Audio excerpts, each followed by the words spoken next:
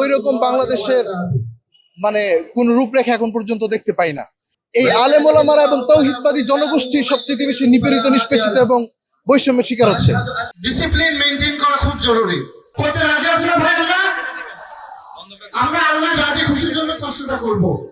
ইন্তিফাদা বাংলাদেশের পক্ষ থেকে আজকে আমাদের বাংলাদেশ জুলাই অভ্যুত্থানে আমরা ফ্যাসিস্ট হাসিনার পতনের মধ্য দিয়ে যেই স্বপ্ন বাংলাদেশে দেখেছিলাম, বৈষম্যহীন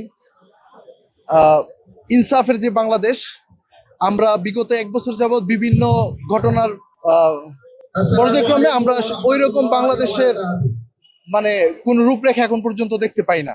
বিশেষ করে যে আলেম ওলামাদের রক্তের বিনিময়ে তাওহীদপন্থীদের এই আত্মত্যাগের মধ্য দিয়ে বাংলাদেশের এই স্বাধীনতা লাভ করা হয়েছে, সেই বাংলাদেশে এই আলেম ওলামারা এবং তাওহীদবাদী জনগোষ্ঠী সবচেয়ে বেশি নিপীড়িত, নিষ্পেষিত এবং বৈষম্যের শিকার হচ্ছে।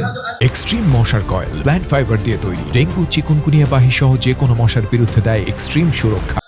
নতুন করে হাসিনার আমলের যেই জঙ্গি জুজুর যে টার্মগুলা দিয়ে এই জনপদের মানুষগুলোকে শোষণ নিপীড়নের সম্মুখে ঠেলে দেওয়া হয়েছিল, একই কায়দায় বর্তমান পরিস্থিতি ওই রকম ঘোলাটে করার চেষ্টা করা হচ্ছে। সুতরাং আমাদের এই বাংলাদেশের স্বাধীনতা, সার্বভৌমত্ব এবং এই জমিন এবং এই দিনের সামগ্রিক মানে যে মুক্তি, তার লক্ষ্যে আমাদের ইন্তিফাদা বাংলাদেশের আজকের এই কার্যক্রম।